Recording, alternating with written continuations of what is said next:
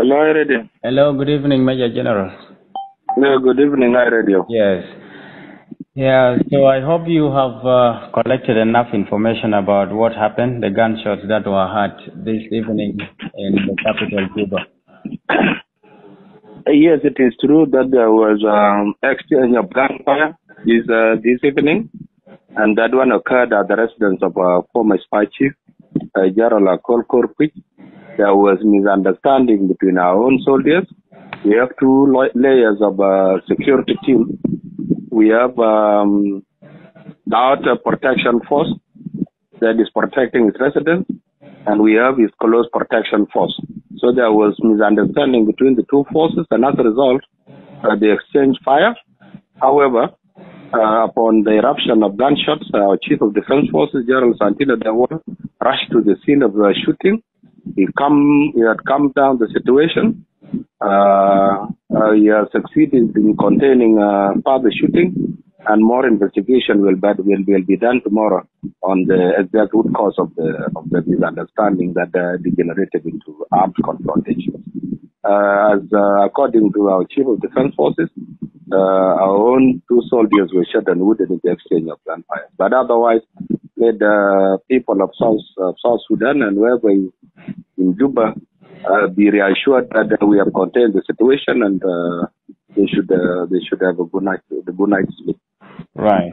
So the gunshots were really so heavy, and as you said, that there is yet, the army or the organized forces are yet to investigate the matter. And what about civilians? Because it happened within residential areas.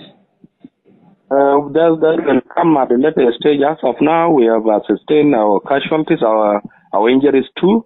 As time goes by, we'll be able to do more investigation on whether there were any civilian casualties that might have been shot and wounded in crossfire. Yeah. But it was clearly between our own forces that are playing different roles at the residence of the former spy chief.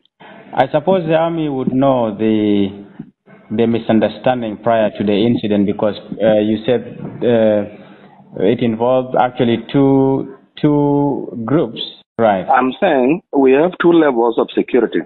We have the outer ring, which is about a battalion size, a platoon size, that is protecting the residents from the outside. They have been deployed around the residence of the former spy chief. Right. Are you getting me? Yes, now it's clear. Yeah, they have been deployed around its residence. There's the outer ring. There's the outer security force that is protecting its residents.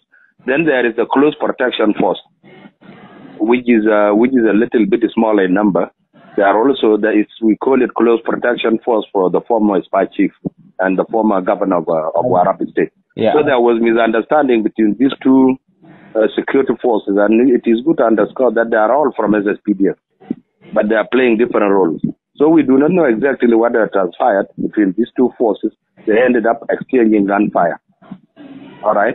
So until those who were primarily involved in the shooting are investigated, we will not be sure about exactly what triggered it. But at this stage, it is enough for the listeners of our radio to know that indeed there was shooting between our own forces at the residence of former spy chief.